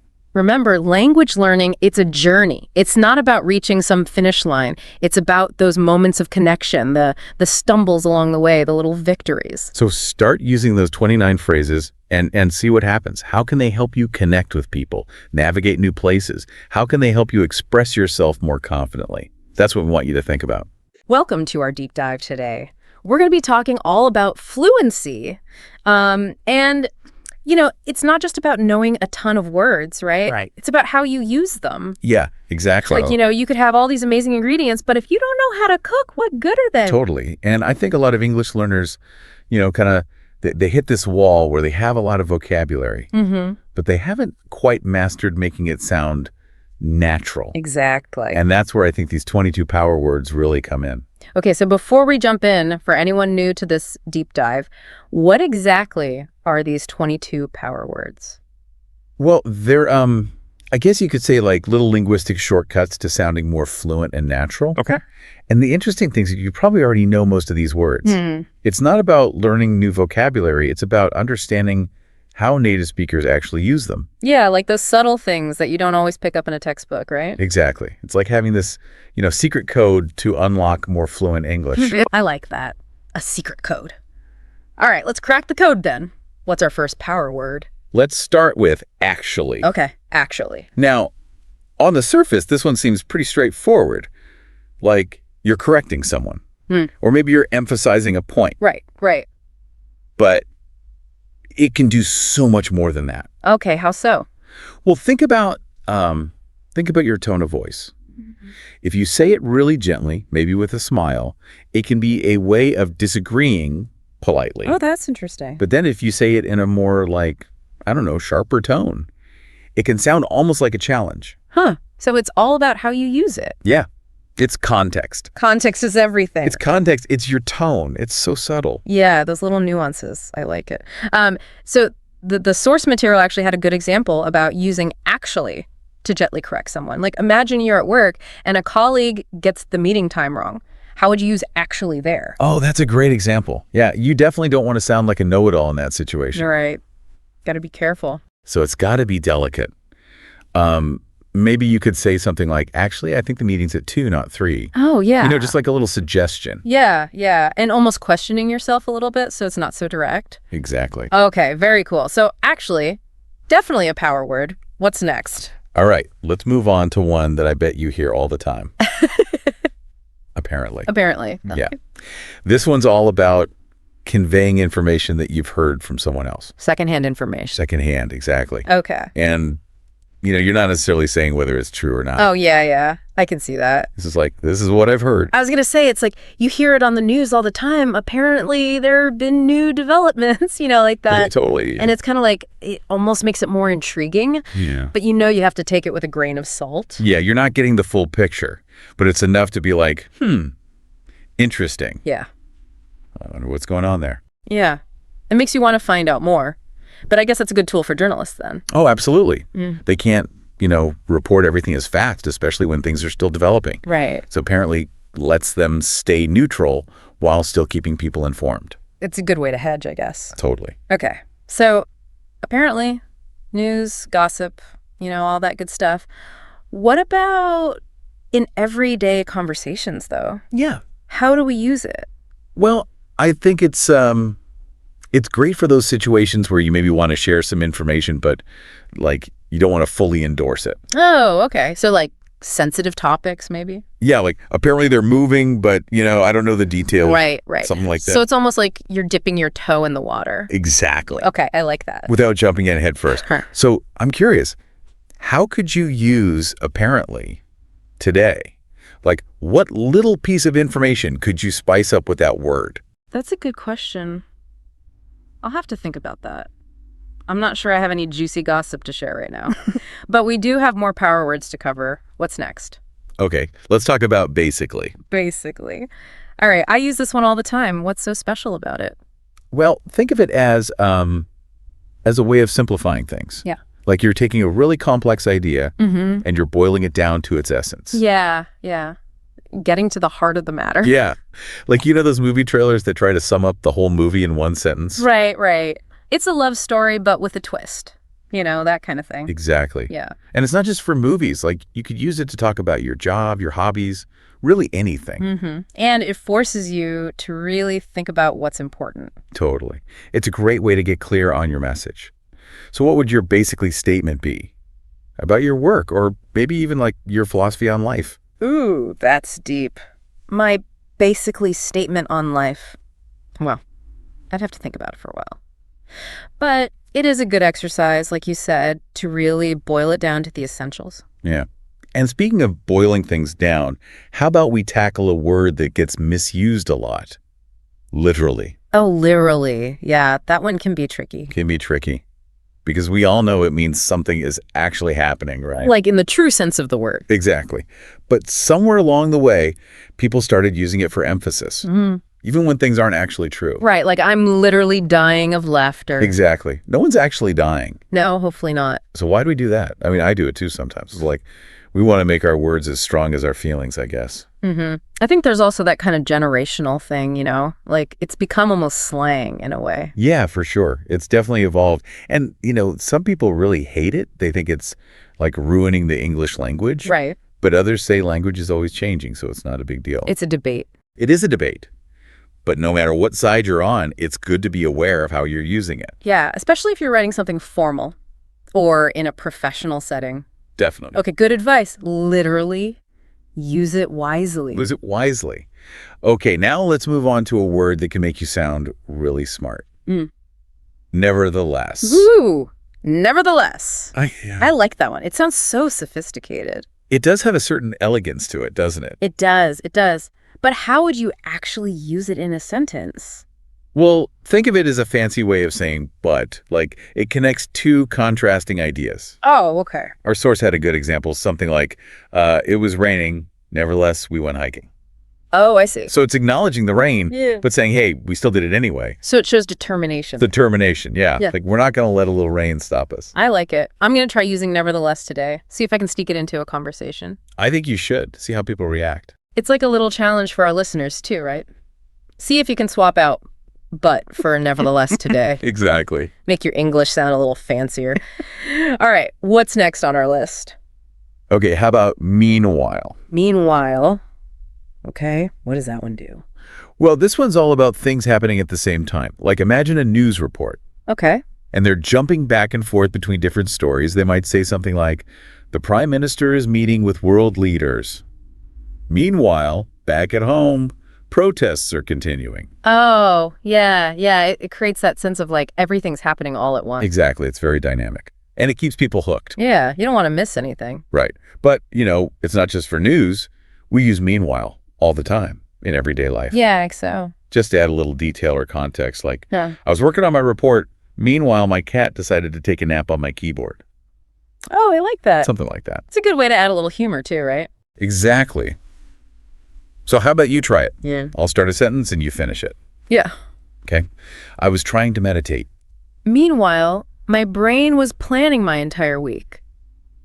Perfect. See, I told you I was good at this. You are. You're a natural. All right, ready for another one? Hit me with it. Okay, this one is thus. Thus. I have to admit, that one sounds a little, I don't know, stuffy to me. I know what you mean. It does sound a bit more formal, Yeah. but it can be really effective. It's all about cause and effect. Okay. Like, A plus B equals C. Right. Thus is kind of like that. So a very direct link. Yeah. No ambiguity. Exactly. Like, she didn't study for the test, thus she failed. Oh, yeah, I see.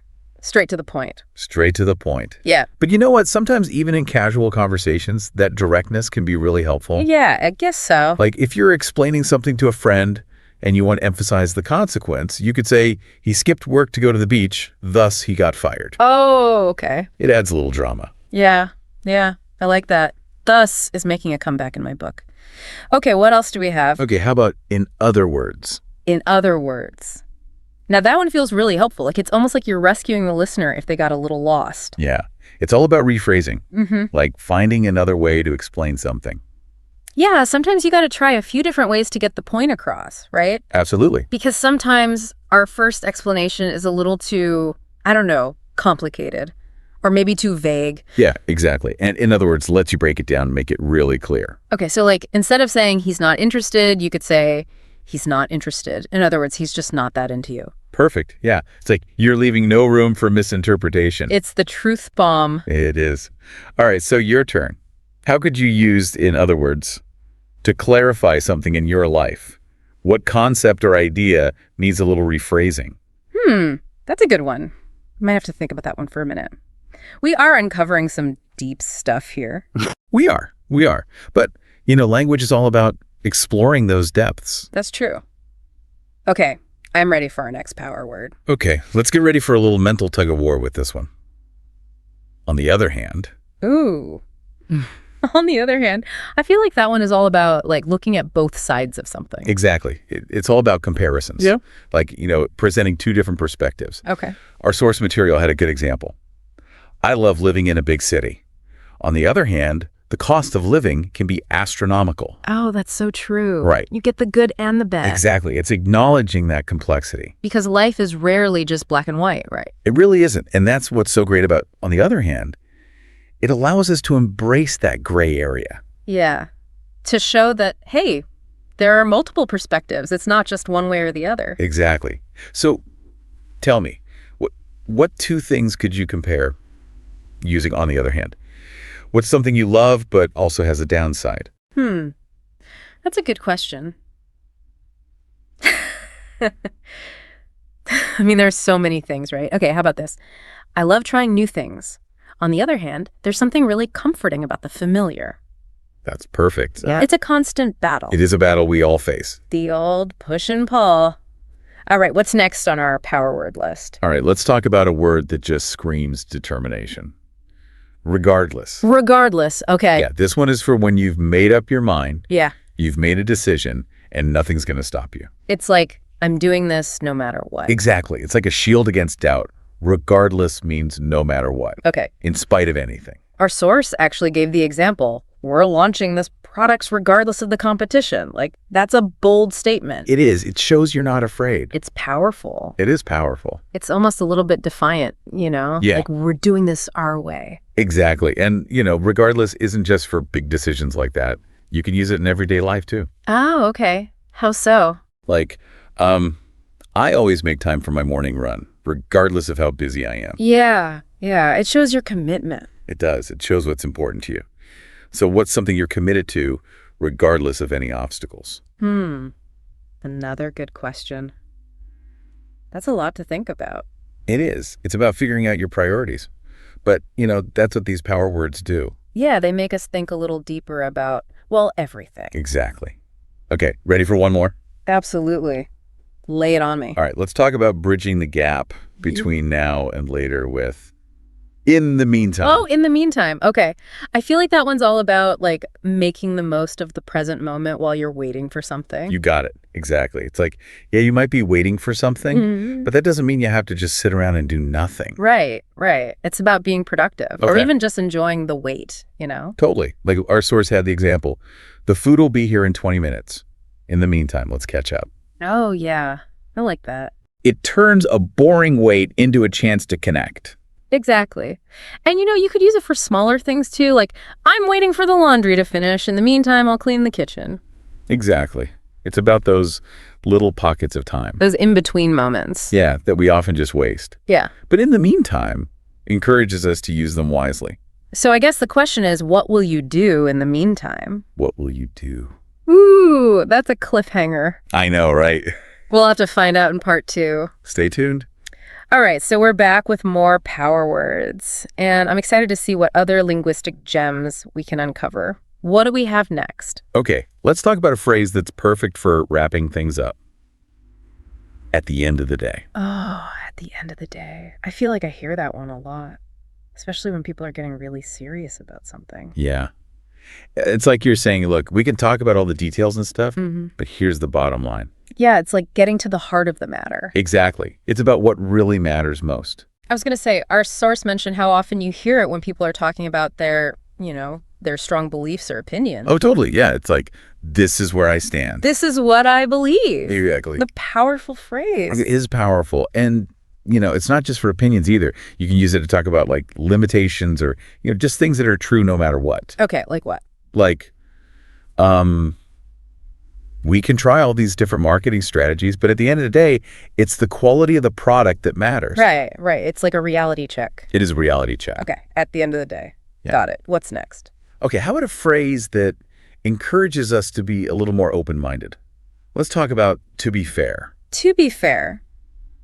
Okay, I feel like I use this one a lot too, especially when I'm trying to see things from someone else's perspective. Exactly.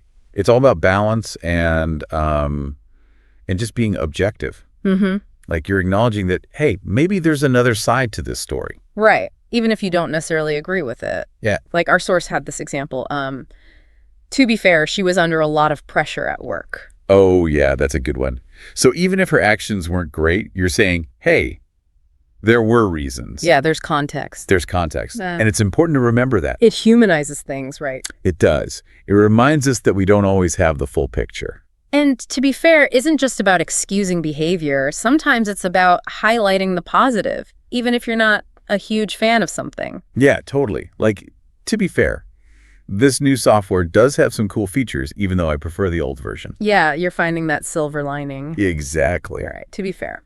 It's a good one. What's next on our list? Okay, let's talk about a phrase that's all about explanations and, giving reasons.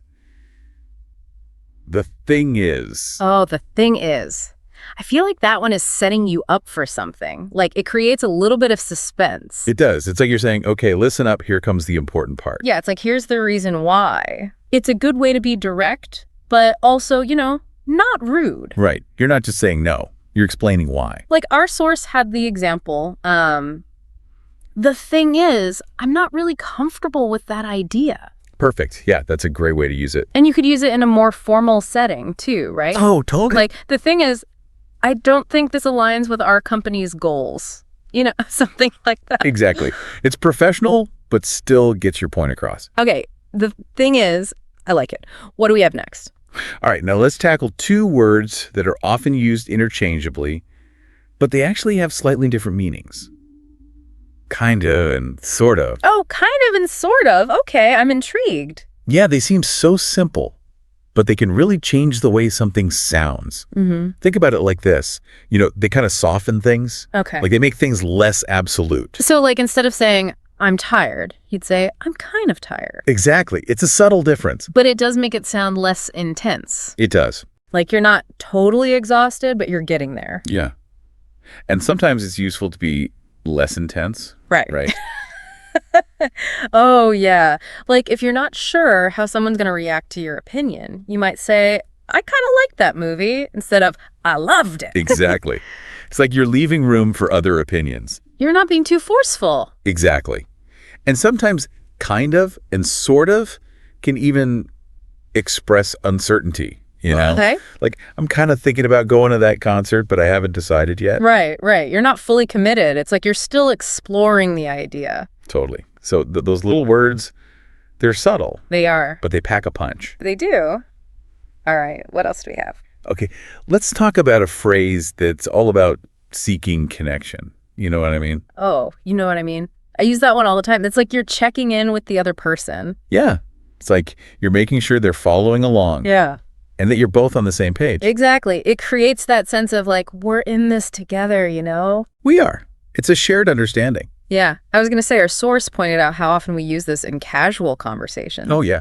Especially with friends. It's like you're saying, I hope I'm making sense. I hope you get where I'm coming from. Exactly. But sometimes, you can use it strategically too. Oh, okay. How so? Like if you're telling a story and you're not sure if people are finding it funny, you can throw in you know what I mean? It's like, are you still with me? Yeah. You're checking their reaction. It's subtle. Okay, ready for our last power word. Yes. Bring it on. What is it? All right, our final word is one that can be used in so many ways. Come on. Come on. Okay. I feel like that one depends a lot on your tone of voice. Oh, it totally does. It can be encouraging. It can be exasperated. It can even be like playful. I know, right? That's all about how you say it. Our source had some good examples like, come on, you can do it, versus, come on, don't be ridiculous. Exactly. Totally different vibes. It's amazing how much meaning those two little words can carry. It's all about that unspoken message, that subtext. Yeah, the things we don't say out loud, but we still communicate.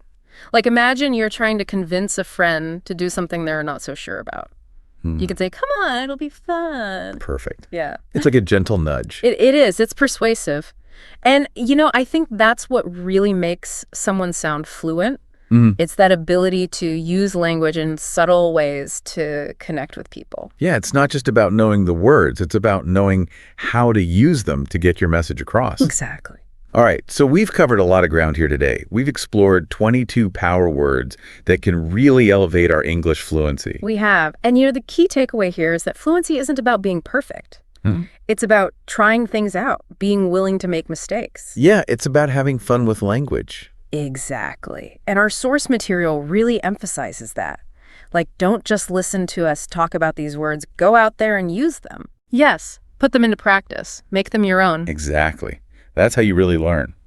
So we have a little challenge for our listeners. Pick one of these 22 words that really resonated with you and see if you can use it in a conversation today. I love that challenge. Yeah. And don't be afraid to get creative with it. Exactly. The more you practice, the more natural it will become. It will. And, it's not just about these 22 words. It's about being curious about language in general. Yeah. Paying attention to how people use words. And don't be afraid to experiment. Exactly. Now, before we wrap up, I want to take a moment to just appreciate the power of language. It really is a remarkable thing when you think about it. It is. It's how we connect, how we share, how we make sense of the world. And these 22 words we've talked about today, they're like, little tools that can help us use language even more effectively. They are like little keys to unlock even more possibilities. So as we come to the end of this deep dive, I encourage you to keep exploring the magic of language. Keep learning, keep experimenting, and most importantly, keep having fun with it. Beautifully said. Thanks for joining us. It's amazing, isn't it, how we use language every single day, but we don't always stop to think about how powerful it really is. It's true. It's like we take it for granted until we really start, digging into it. And then you realize, wow, there's so much more to it than just, stringing words together. Exactly. There's like this whole hidden world of meaning and nuance. And these 22 words we've talked about, it's like they've given us a glimpse into that world. Yeah.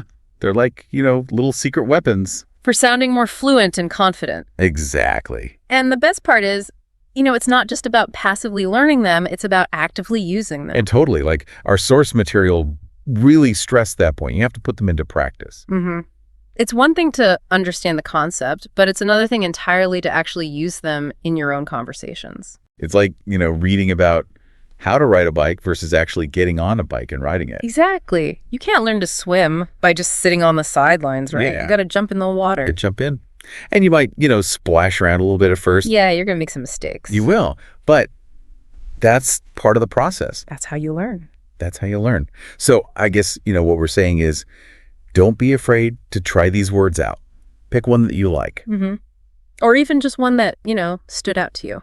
Exactly. And just see if you can weave it into a conversation today.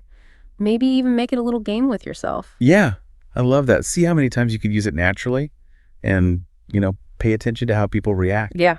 See if they even notice. It'll be fun. It will be. It'll be fun. And, as you start doing that, you'll start noticing other interesting ways that people use language. It's like you become more aware of the nuances. Right. Right? Exactly. You'll start picking up on things you never noticed before. And that's what will really help you sound more natural and fluent. It's like you're training your ear to listen in a different way. Exactly. Okay, so we've reached the end of our deep dive into these 22 power words. And honestly, I'm feeling really inspired. It's, like you said earlier, language is such a gift. It is. It's how we connect with each other, share our stories. Create art, express our emotions. Exactly. It's pretty amazing when you think about it. It is. And these 22 words, they're just a small example of the power that language holds. Yeah, it's like we've just scratched the surface. We have. There's so much more to explore. So keep exploring, keep learning. Don't be afraid to make mistakes. And most importantly, have fun with language. Yes. Have fun with it. Thanks for joining us on this deep dive. Until next time, keep those words flowing. Hey, everyone, and welcome back. You know how much we love to go deep here on the show. We sure do. And today we're going to take a deep dive into something that I think you are going to find super interesting. Oh, yeah, this is good stuff. This is all about how to improve your fluency when speaking English. That's right. And the crazy thing is it all comes down to just 22 words. 22 words, yeah. That's it. Got it. 22 words to fluency. Who would have thought? And you know what's even more amazing? What's that? A lot of these words are words that you probably already know. Right. They're not big, fancy vocabulary. Exact. It's not like we're going to throw out some crazy SAT word Yeah. No. that you've never heard of before. Yeah, these are words that you hear all the time. Right, exactly. The thing is, even though they're simple words, a lot of English learners don't actually use them. That's true. And that's what's holding them back from sounding more natural and fluent. I see. So it's not just about knowing the words. It's about actually using them in your conversations. Absolutely. That makes total sense. And that's what we're going to focus on today. Okay, so let's dive into these 22 magical words. Let's do it. The first two on the list are actually and definitely. Good ones. Yeah. I feel like I use these words all the time without even thinking about it. Right, me too. But why are they considered power words? Well, let's start with actually. Okay. Actually is a really cool word because you can use it to correct someone politely. Oh, I see. Like, let's say someone says, hey, you must love coffee. You're always drinking it. And I'm like, actually, I can't stand coffee.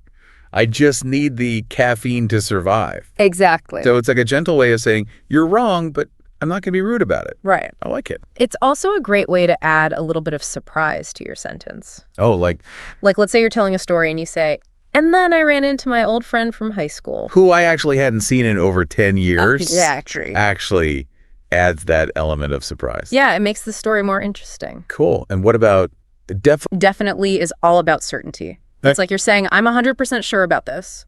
So instead of just saying, yes, I'll come to your party, You say, I will definitely be there. which shows that I'm really serious about it Right? and that I'm not going to flake at the last minute. Exactly. And that can make a big difference, especially in professional settings. That's so true. When you say, I will definitely finish this report by tomorrow.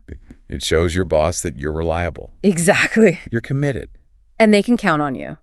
Definitely a power word. For sure. Okay, so we've covered actually and definitely. 2 great words. What's next on our list of fluency boosters? How about maybe and probably? Okay, so these are kind of the opposite of definitely You could say that. because they're all about uncertainty. Right. Like when you're not really sure about something, Exactly. Like if someone invites you to a party and you don't want to commit yet, you could say, maybe I'll come. or I'll probably be there. And it gives you a little wiggle room Yeah, it keeps your options open. and avoids any awkwardness. Plus, it just sounds more natural than saying, I don't know.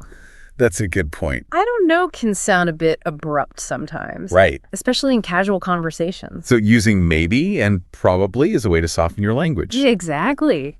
I like it. A fun way to practice these words is to pay attention to how they're used in movies and TV shows. Oh, that's a good idea. You'll notice that native speakers use them all the time. And it'll help you get a feel for the right context and intonation. Yeah, it's like a free English lesson.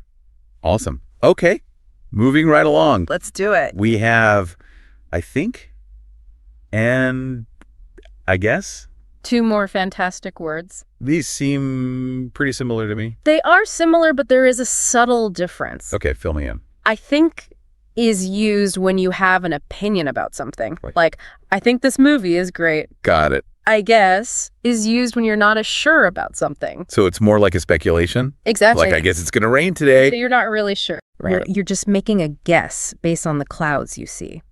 So I think implies more confidence. Yeah, you could say that. And I guess is more hesitant. Exactly. Okay, I'm starting to see the nuances here, It's all about the subtle shades of meaning. which can make a big difference in how you come across in English. For sure. All right, let's move on to the next pair of words. Okay. These are all about making suggestions. Oh, I love making suggestions. You too. Oh, It's much more fun than just stating facts. all right, exactly. So what are these magical suggestion words? Let's and shall we? Let's is pretty straightforward. Yeah, it's a simple way to invite someone to do something with you. Like, let's go to the beach. Or let's grab some lunch. It's direct and enthusiastic. And it gets the point across. Now, what about shall we? Shall we is a little bit more formal. Okay. It's still a suggestion. But it adds a touch of politeness. Like, shall we go for a walk in the park? It sounds very British. It does, doesn't it? I like it. It's a nice way to be polite and respectful. Especially if you're talking to someone you don't know very well. Right. Or someone older than you. Makes sense. So there you have it. Let's and shall we? 2 powerful words for making suggestions. And getting people to do what you want. Well, maybe not always what you want. But at least it's a polite way to ask. That's true. Awesome. So we've covered a lot of ground here. We sure have. We've talked about actually and definitely, Maybe and probably. I think, and I guess. And let's and shall we? These 8 words might seem simple. But they're incredibly powerful. They can help you sound more natural And you're confident? and more fluent in English. And that's what it's all about, right? Absolutely. So here's the challenge for everyone listening. I love challenges. Me too. What is it? Try to use at least one of these words in your next English conversation. That's a great challenge. Doesn't matter if it's with a friend, a colleague, or even a stranger, Just try it out. and see how it feels. You might be surprised at how much of a difference it makes. I bet you will. Well, that's all the time we have for today's deep dive. Time flies when you're having fun with fluency. It sure does. Thanks for joining us. And until next time, keep practicing those power words. Bye, everyone. Yeah. Okay, so you know how we love to just dive deep into a topic. Yeah, So let's do it again. right into it. Let's take another deep dive. And this time, we're going to focus on some basic building blocks. Ooh, I like that. The foundations foundation of English fluency. For all of you out there who are tuning in to improve your English, whether you're traveling or working, Yes. or just want to feel more confident when you're chatting with folks, Absolutely. we have a great deep dive for you today because we're going to focus on 22 essential words I love this. that every beginner should know. It's so true. And you know what I have to admit? Yeah. In getting ready for this deep dive, even I learned a thing or two. I'm not surprised. So I'm Yeah. really excited to jump into this. Me too. Let's get started. Well, you know what's really cool about these 22 words that we're going to focus on today? Yeah. They're not just vocabulary. Yeah. They're actually tools for Yeah. connection. Yeah. We often think about language in terms of all these grammar rules and complex sentences, I know. but sometimes it's the simplest words that have the biggest impact. Yeah. You know, that's so true. Oh. I was reading through the source material, just getting ready for this. Yeah. And it struck me how powerful just a simple hello can be. It's true. Just that one word hello. It's like this universal signal to open a conversation. It's that invitation to connect. Yeah. And it really transcends cultural boundaries and language barriers. It does. It's so true. It's pretty amazing. And you know what? I think it's true for hello and goodbye and please and thank you. Oh, for sure. Those 4 words. Yes. It's almost like they're social lubricants. They are. Yeah. Social lubricants that smooth out interactions and really just show respect. Yeah. And respect is so huge. It is. When you're learning a new language or navigating a new culture, Absolutely. it's so important. Couldn't agree more. And you know what? I really liked how our source material emphasizes practicing these words in real life. Yes. Because it's one thing to know them, Right. But it's another to really use them. To use them. You got to put them out there. Yeah, you got to put them out there. Yeah. You can't just... You can't just keep them in your brain. Right. Yeah. Speaking of navigating social situations, our source also dives into sorry and, excuse me. Ooh, good ones. 2 words I kind of thought were interchangeable, but I know a lot of people think that. they're not. Nah. Not really. There are nuances. I learned. Tell me about them. Okay, so sorry is more about expressing regret or taking responsibility. Yeah. Like if you bump into someone and you make a mistake, is more about getting someone's attention politely, or like asking permission to squeeze past someone in a crowded space. I see. Yeah. Okay. I thought that was interesting. I did too. And, the source material even had a little bit about how different cultures use apologies differently. I know. Which I just find fascinating. It's so interesting. It is. It is, because like a simple sorry can mean so many different things depending on where you are and how you say it. It's all about context. It is all about context. Yeah. So let's move on to 2 words that I think are essential for any traveler or anyone in a new environment. Love it. Help and stop. Oh, 2 very important words. Very important words. Yeah. They're like your lifeline. Seriously. If you need help or you need something to stop. Right then and there. You need immediate assistance. It's exactly. So very important. I actually had a personal experience that shows just how crucial knowing help and stop can be. Oh, really? I was traveling in, I don't remember where, but I was definitely in a foreign country, and I accidentally left my bag on a bus. Oh, it was awful. And I had my passport in there and everything. And in that moment of panic, all I could remember was to shout, "Stop." And thankfully, someone understood me and helped me retrieve my bag. That's amazing. It was amazing. Wow. And it really just drove home the importance of knowing these basic words. Yeah. Even if your grammar isn't perfect. Exactly. You can still get your point across. That's a great story. Thanks. So speaking of travel, Yes. our source material also points out that how much and where are so important for navigating new places. They really are. Think about it if you can ask those 2 questions. Yeah. Independently. How much freedom So much freedom. and confidence that gives you when you're exploring. It changes everything. It does. Yeah. It's huge. You go from being a passive observer to an active participant. I love that. Right. You're not relying on someone else to translate or guide you. Right. You're actually taking charge of your experience. Yes. And interacting with the world around you. I love that. It's really empowering. Okay, so we've talked about a lot of words. We have. But our source material doesn't just give us a list of words. Right. They actually give us a sample conversation Oh, that's great. that uses many of these 22 words in a real-life scenario. I love that. And it's such a good way to see how these seemingly simple words all come together to form a real interaction. It's like putting all the pieces together. Yeah. You see how these words can flow naturally in a conversation. Yeah. And it gives you like a blueprint for how you can start using them yourself. Exactly. And that brings us to our final thought for you today. Okay, I'm ready. So we've explored these 22 essential words as building blocks for fluency. And it just proves that these small steps lead to big progress. Absolutely. But here's the challenge. Okay. Pick just 3 Okay. of these 22 words 3 words. and make a conscious effort to use them throughout your day. Love it. Just see how it feels. Notice the reactions you get, Yeah. and most importantly, have fun with it. Yes. Every interaction is a chance to practice and build your confidence. That's a great challenge. So thanks for joining us on another deep dive. My pleasure. And we'll see you next time. Bye.